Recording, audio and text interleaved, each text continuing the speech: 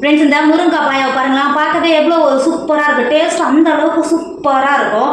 நான் இன்றைக்கி இடியாப்பத்தை கூட வச்சு தான் சாப்பிட போகிறேன். இதோட டேஸ்ட் அந்த அளவுக்கு சூப்பராக இருக்கும். இடியாப்பம் மட்டும் கிடையாது, பூரி, பரோட்டா, பொங்கல் இது கூட வச்சு சாப்பிடும்போது அந்த அளவுக்கு சூப்பராக இருக்கும். இன்றைக்கி சூப்பரான முருங்கைக்காய் பாயா தான் எப்படி செய்யலான்னு பார்க்கலாமா?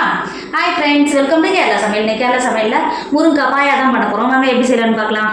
ஃப்ரெண்ட்ஸ், நம்ம முருங்கைக்காய் பாயா தான் பண்ண போகிறோம். டேஸ்ட் சூப்பராக இருக்கும். நான் 3 முருங்கைக்காய் எடுத்துகிட்டு இதை பாருங்க கட் பண்ணிவிட்டு இந்த மேலே இருக்குது பார்த்தீங்கன்னா அந்த தோலை லைட்டாக எடுத்துகிட்டு கட் பண்ணி வச்சுருக்கேன். இப்போ இதை மாற்றி வச்சுக்கோங்க. இப்போ ஒரு மிக்ஸி ஜார் எடுத்துக்கோங்க. மிக்ஸி ஜாரில் 1 டேபிள் ஸ்பூன் பெருஞ்சீரகம் எடுத்து வச்சுருக்கேன், அவ்வளோ சேர்த்துக்கோங்க. அது கூடவே 1 டேபிள் ஸ்பூன் ஜீரகம் சேர்த்துக்கோங்க. 1.5 டேபிள் ஸ்பூன் மிளகு.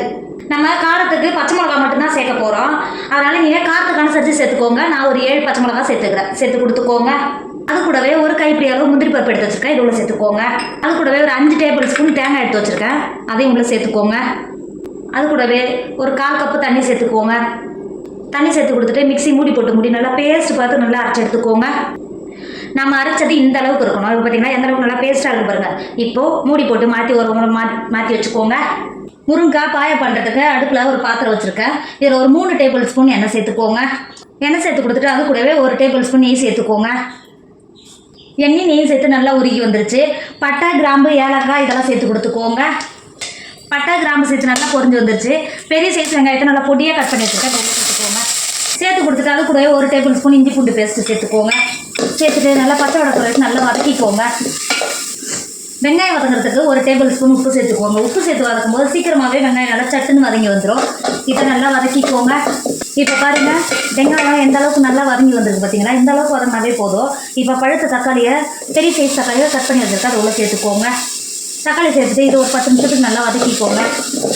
இப்போ பாருங்கள், தக்காளி சேர்த்து எந்த அளவுக்கு நல்லா வதங்கி வந்துருக்கு பார்த்தீங்களா? இந்த ஸ்டேஜில் ஒரு கைப்பிடி அளவு நல்லா புதினாவை கழுவிட்டு எடுத்து வச்சுருக்கேன், தொலை சேர்த்துக்கோங்க. சேர்த்து கொடுத்துட்டு நம்ம கட் பண்ணி வச்சுருக்கோம்ல முருங்கைக்காய், அதையும் உள்ள சேர்த்துக்கோங்க. முருங்கைக்காயை சேர்த்துட்டு ஒரு 10 நிமிஷத்துக்கு நல்லா வதக்கிக்கோங்க. இப்போ பாருங்கள், முருங்கைக்காய் ஒரு 10 நிமிஷத்துக்கு நல்லா வதங்கி வந்துடுது. இப்போ நம்ம ஏற்கனவே மசாலா அரைச்சி எடுத்து வச்சுருக்கோம்ல, மசாலாவை உள்ளே சேர்த்துக்கோங்க. மசாலா சேர்த்துட்டு நல்லா முருங்கைக்காயோட நல்லா மசாலாவோட சேர்த்து நல்லா கிண்டி கொடுத்துக்கோங்க. இந்த மசாலா சேர்த்த உடனே முருங்கைக்காயோட அவ்வளோ ஒரு வாசனையாக இருக்கும். சேர்த்துட்டு நல்லா கிண்டி கொடுத்துக்கோங்க. கிண்டி கொடுத்துட்டு உங்களுக்கு பாயாவுக்கு எந்த அளவுக்கு தண்ணி தேவையோ அந்த அளவுக்கு தண்ணி சேர்த்துக்கோங்க. தண்ணி சேர்த்துட்டு நல்லா கிண்டி கொடுத்துக்கோங்க. நம்ம ஏற்கனவே 1 டேபிள் ஸ்பூன் உப்பு சேர்த்துருக்கோம். இப்போ பாயாவுக்கு எல்லாம் சேர்த்து 1 டேபிள் ஸ்பூன் உப்பு சேர்த்துக்கோங்க. உப்பு சேர்த்துட்டு திரும்பவும் நல்லா ஒரு தடவை நல்லா கிண்டி கொடுத்துக்கோங்க. இப்போ நல்லா கிண்டி கொடுத்துட்டு மூடி போட்டு மூடி நல்லா முருங்கைக்காய் நல்லா வேக விடுங்க. இப்போ பாருங்கள், நம்ம முருங்கைக்காய் வெந்து எந்த அளவுக்கு கமகமான வாசனையோட நம்ம முருங்கைக்காய் பாயா சூப்பராக ரெடி ஆகிடுச்சு. இங்கே பார்த்தீங்களா, பார்க்கவே எவ்வளோ ஒரு சூப்பராக இருக்குது. டேஸ்ட்டும் அந்தளவுக்கு சூப்பராக இருக்கும். இப்போ ஒரு கைப்பிடி அளவு நல்லா மல்லித்தழையை பொடியாக கட் பண்ணி வச்சுருக்கேன். இப்போ இது உள்ள சேர்த்து கொடுத்துக்கோங்க. சேர்த்து கொடுத்துட்டு இறக்கிக்கோங்க. ஃப்ரெண்ட்ஸ், இப்போ பாருங்கள், கமகமான வாசனையோட சூப்பராக நமக்கு முருங்கைக்காய் பாயா சூப்பராக ரெடி ஆகிடுச்சு. இதோட டேஸ்ட்டும் அந்த அளவுக்கு சூப்பராக இருக்கும்.